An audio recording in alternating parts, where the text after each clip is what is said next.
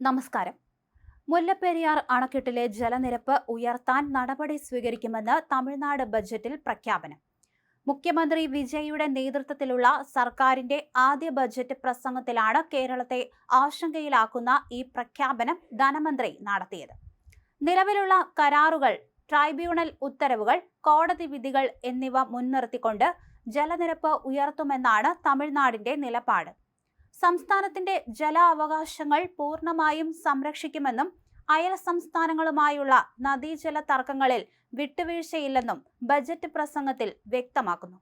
കർണാടകയുടെ മേഘധാതു പദ്ധതിയെ ശക്തമായി എതിർക്കുന്നതിനൊപ്പം തന്നെ കേരളവുമായുള്ള മുല്ലപ്പെരിയാർ വിഷയത്തിലും കടുത്ത നിലപാട് തുടരാനാണ് പുതിയ സർക്കാരിന്റെ നീക്കം.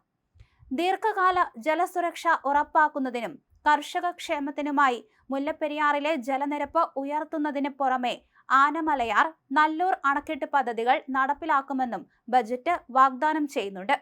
രാഷ്ട്രീയ നേട്ടങ്ങൾക്കും സിനിമയിലെ നായക പരിവേഷത്തിനും വേണ്ടി അയൽ സംസ്ഥാനങ്ങളുടെ സുരക്ഷയും ആശങ്കകളും അവഗണിച്ച് മാസ് കാണിക്കാൻ മുതിരുന്നത് ഇരു സംസ്ഥാനങ്ങൾക്കുമിടയിൽ വലിയ ആപത്തും നയതന്ത്ര വിള്ളലും വിളിച്ചു വരുത്തുമെന്ന് ചൂണ്ടിക്കാണിക്കപ്പെടുന്നുണ്ട്.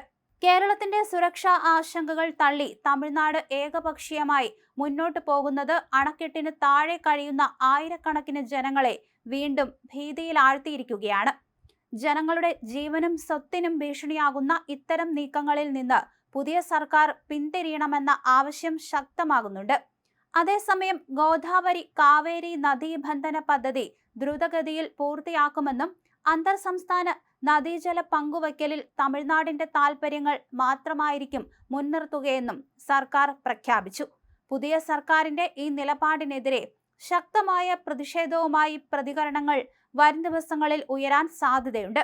അതേസമയം തമിഴ്നാടിന്റെ 2026-27 സാമ്പത്തിക വർഷത്തേക്കുള്ള സംസ്ഥാന ബജറ്റ് ധനമന്ത്രി മരിയ വിൽസൺ നിയമസഭയിൽ അവതരിപ്പിച്ചു. 2031 തമിഴ്നാടിനെ $1.5 ട്രില്യൺ സാമ്പത്തിക വ്യവസ്ഥയാക്കി മാറ്റുക എന്ന ബൃഹത്തായ ലക്ഷ്യത്തോടെയുള്ള നിർണായക പദ്ധതികളാണ് ബജറ്റിലൂടെ പ്രഖ്യാപിച്ചിരിക്കുന്നത്. മുഖ്യമന്ത്രി വിജയിയുടെ നേതൃത്വത്തിൽ തത്വാധിഷ്ഠിതവും സുതാര്യവുമായ ഭരണമാണ് സംസ്ഥാനത്ത് നടക്കുന്നതെന്ന് ധനമന്ത്രി തന്റെ ബജറ്റ് പ്രസംഗത്തിൽ എടുത്തു പറഞ്ഞു. വിദ്യാഭ്യാസ മേഖലയുടെ സമഗ്ര വികസനത്തിന് വൻ തുകയാണ് ഈ ബജറ്റിൽ വകയിരുത്തിയിരിക്കുന്നത്. സ്കൂൾ വിദ്യാഭ്യാസ വകുപ്പിനായി 44,527 കോടി രൂപയും ഉന്നത വിദ്യാഭ്യാസ വകുപ്പിന് 8,393 കോടി രൂപയും നീക്കിവച്ചിട്ടുണ്ട്.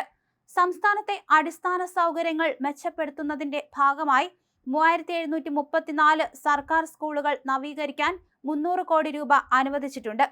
വിദ്യാഭ്യാസ സ്ഥാപനങ്ങളിലെ പഠന അന്തരീക്ഷവും ഡിജിറ്റൽ സൗകര്യങ്ങളും വർദ്ധിപ്പിക്കുന്നതിന് പ്രത്യേക പദ്ധതികൾ പ്രഖ്യാപിച്ചിട്ടുണ്ട്.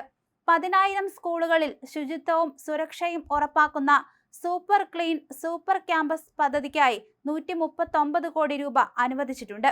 കൂടാതെ കോളേജ് വിദ്യാർത്ഥികൾക്കായി ലാപ്ടോപ്പുകൾ നൽകുന്ന വെട്രി ലാപ്ടോപ്പ് പദ്ധതിയും സൗജന്യ താമസവും പഠനവും നൽകുന്ന പെരുന്തലൈവർ കാമരാജർ മോഡൽ റെസിഡൻഷ്യൽ സ്കൂളുകൾക്കായി 125 കോടി രൂപയും പ്രഖ്യാപിച്ചിട്ടുണ്ട്.